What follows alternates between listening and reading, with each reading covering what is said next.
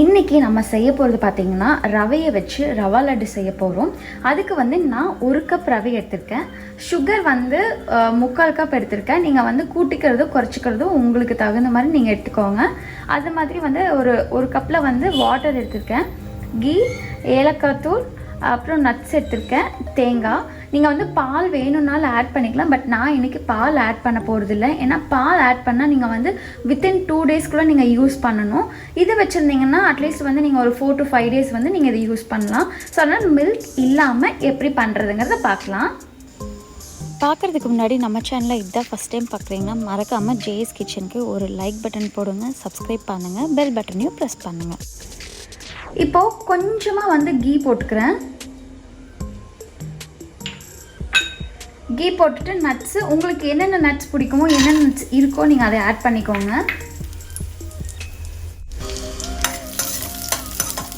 Nuts வந்து கொஞ்சம் கரைஞ்சிடாமல் golden brown ஆனோனையுமே எடுத்துடலாம்.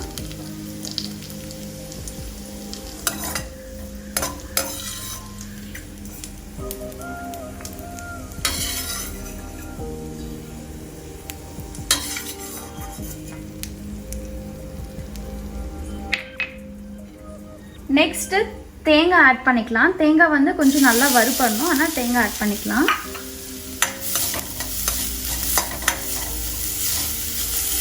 தேங்காய் வந்து நல்லா வந்து ஃப்ரை பண்ணிக்கோங்க, ஏன்னா அதுவும் வந்து கெட்டுரும். நீங்கள் நல்லா வந்து இந்த மாதிரி ட்ரை ரோஸ்ட் பண்ணும்போது உங்களுக்கு வந்து அட்லீஸ்ட் வந்து அதோட மாய்ஸ்சர் இல்லாமல் இருக்கிறதுனால உங்களுக்கு 1 வீக் வரைக்கும் கெடாமல் இருக்கும்.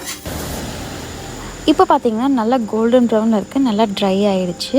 நெக்ஸ்ட்டு அதே பேனில் நம்ம வந்து 1 டேபிள் ஸ்பூன் அளவுக்கு கீ போட்டுட்டு 1 கப் ரவா வந்து நல்லா ரோஸ்ட் பண்ணி எடுத்துக்கலாம். லோ ஃப்ளேமில் வச்சு பண்ணுங்கள், இல்லைன்னா சீக்கிரம் அடி பிடிச்சிரும். ரொம்ப இது நல்லா கோல்டன் ப்ரௌன் ஆனதுக்கப்புறம் நம்ம இதே வந்து ஒரு பிளேட்டில் ட்ரான்ஸ்ஃபர் பண்ணிவிட்டு சுகர் சிரப் வந்து ரெடி பண்ணிடலாம். நீங்கள் வந்து சுகர் சிரப் இல்லாமல் பண்ணணும் அப்படின்னா மில்க் ஆட் பண்ணி பண்ணுற ப்ராசஸ் வந்து இருக்குது.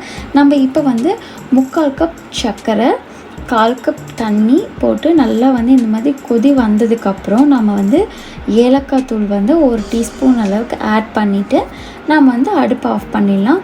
உங்களுக்கு ரொம்ப திக்காக இருக்கணும் அப்படிங்கிறதுலாம் கிடையாது. நல்லா சுகர் எல்லாம் மெல்ட் ஆகி இந்த மாதிரி பதம் வந்துச்சுன்னா போதும்.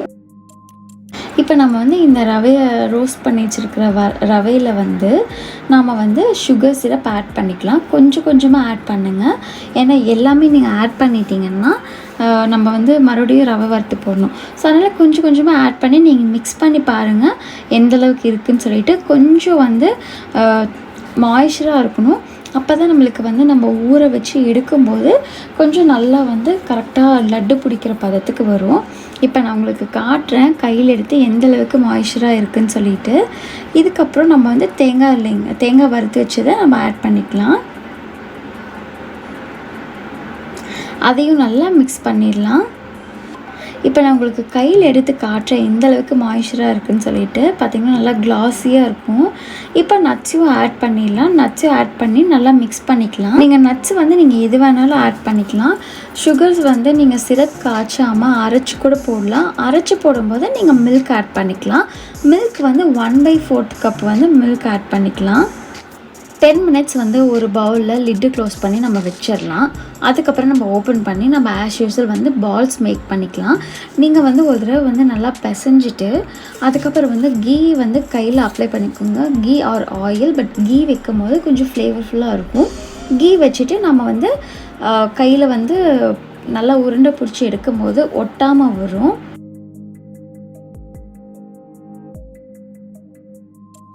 நல்லா வந்து இறுக்கி அமுத்தி பிடிக்கணும், அப்போ தான் வந்து உங்களுக்கு பால்ஸ் வந்து நல்லா வரும். உங்களுக்கு பிடிச்ச சைஸில் நீங்கள் வந்து பால்ஸ் வந்து மேக் பண்ணிக்கலாம்.